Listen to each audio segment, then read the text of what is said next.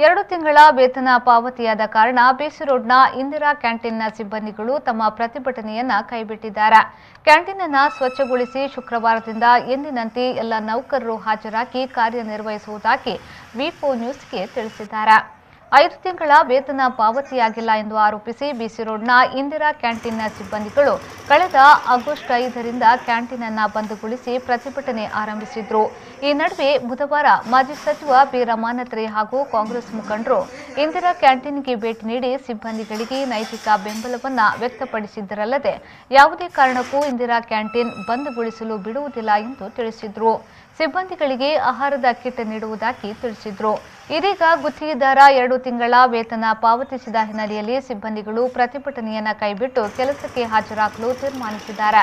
ಈ ಬಗ್ಗೆ ಮೊದಲು ವರದಿ ಪ್ರಕಟಿಸಿ ಸಂಬಂಧಪಟ್ಟವರ ಗಮನ ಸೆಳೆದ ವಿ4 ನ್ಯೂಸ್ಗೆ ಸಿಬ್ಬಂದಿಗಳು ಕೃತಜ್ಞತೆಯನ್ನ ಸಲ್ಲಿಸಿದ್ದಾರೆ.